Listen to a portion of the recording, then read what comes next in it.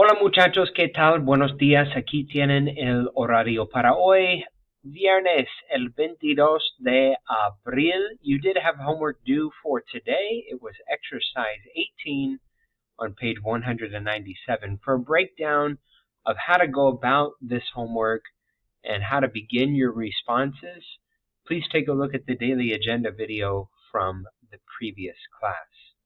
Our learning targets for today are for you to continue to talk about what you were like when you were little, using the imperfect tense and the key vocabulary that we've been looking at. Your warm-up questions for today are to indicate the correct irregular imperfect conjugation of either the verb ir, ser, or ver, according to the context of the sentence. These are the notes that we did last class.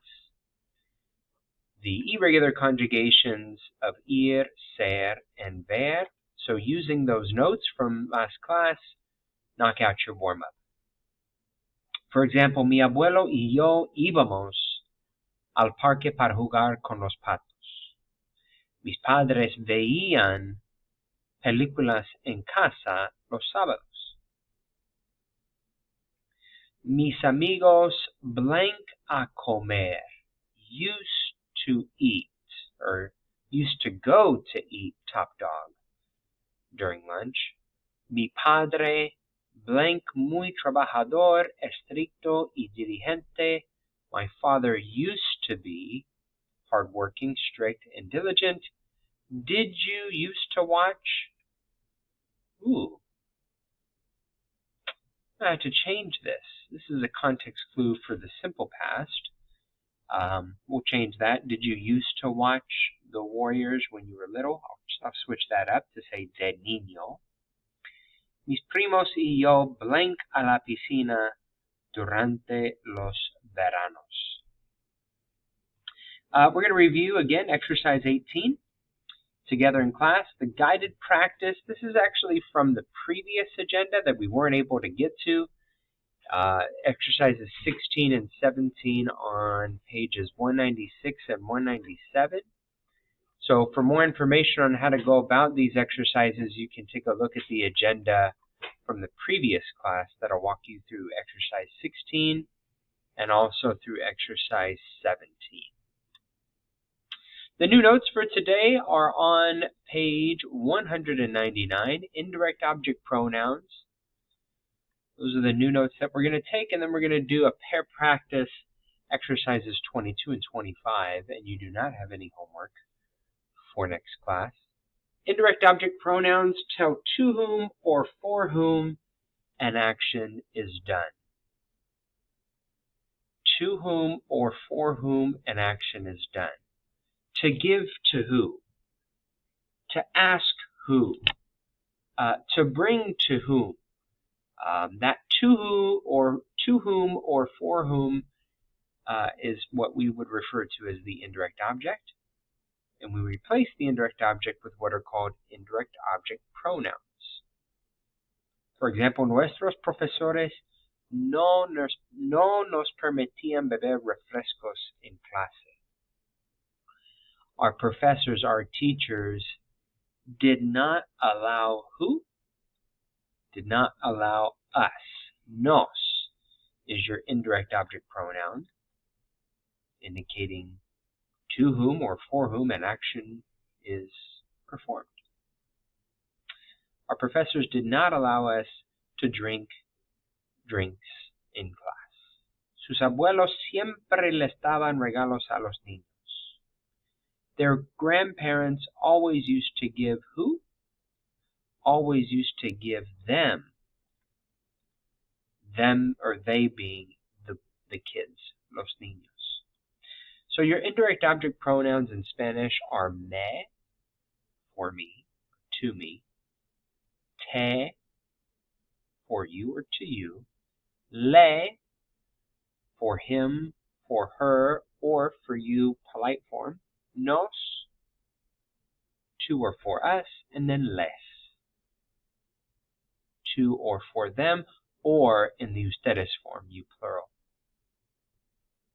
You may recognize these. These are used with verbs like gustar, encantar, interesar. You saw these a lot for the homework that you did for today, right? Te interesaban, interesting to you. Te interesan, interesting to you. Te gustaban, you used to like.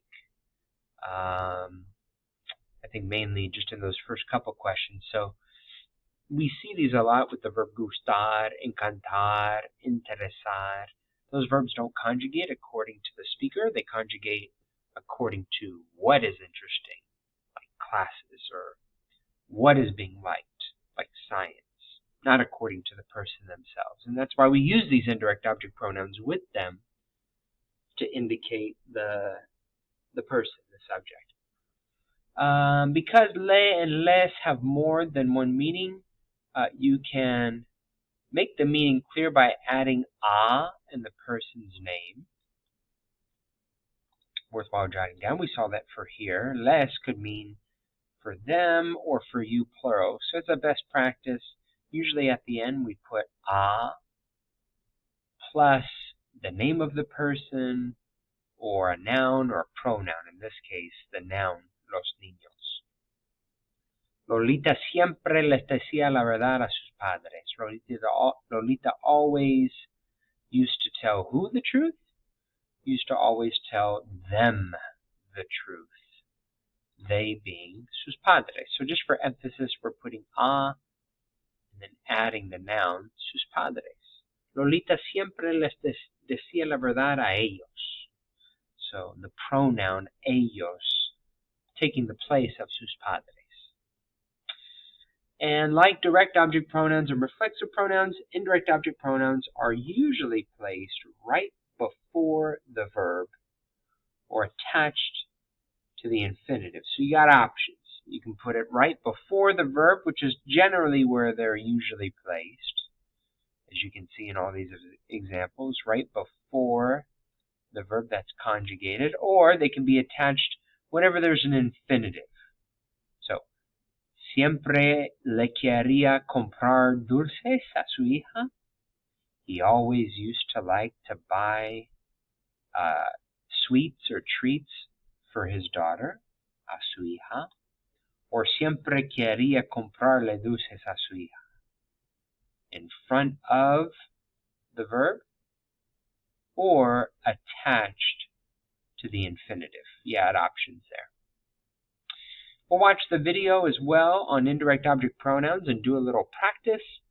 And then we're going to knock out exercises 22 and 23 for practice. Exercise 22, una tía muy generosa. Mi tía era muy generosa, pero siempre nos compraba los mismos regalos. Escribe frases para decir lo que compraba ella. So my aunt was or used to be very generous, but always used to buy who?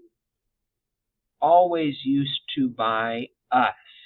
Remember that the indirect object pronoun is usually going to go right before the verb, and it's going to say who an action is being done for. In this case, who's she buying gifts for? She's buying gifts for us.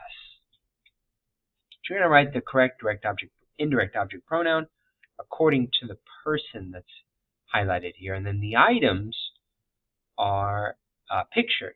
So for example, this is una corbata, clothing vocab. Clothing vocab you can find on page 70. And then the toy vocabulary, that's key vocabulary for this chapter that you can find on page 208. 208 for that one.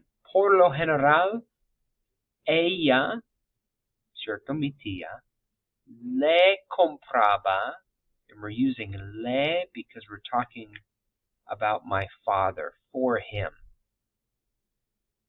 Le compraba una corbata a mi padre. We're adding a mi padre, remember, because for le and les, it's common to add a, and then for emphasis, the person's name, a noun, or pronoun. So let's do the first couple together. Shirt en español. Una camiseta. So we're always going to begin by saying por lo general, ella, mi tía. And then the indirect object pronoun in place of mi madre, to say for her or to her, would be le. Just like the example, right? Por lo general, ella le compraba una camiseta, is going to go here for number one, and then a mi madre. Por lo general, ella le compraba una camiseta a mi madre. Número dos, por lo general, ella, mis hermanitas are little sisters. That's ellas, for them, so les. Por lo general, ella les compraba unos osos de peluche.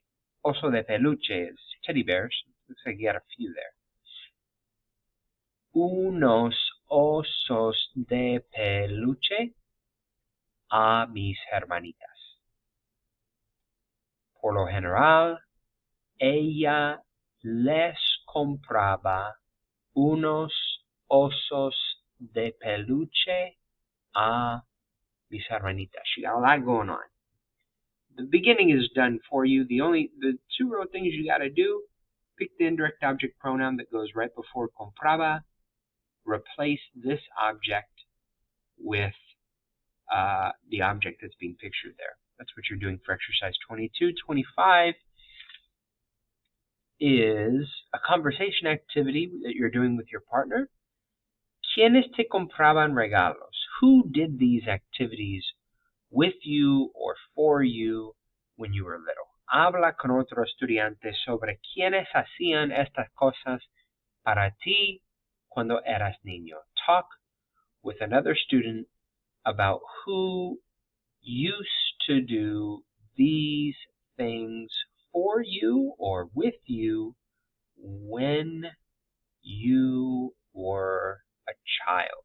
¿Quiénes te compraban regalos? Who used to buy for you gifts?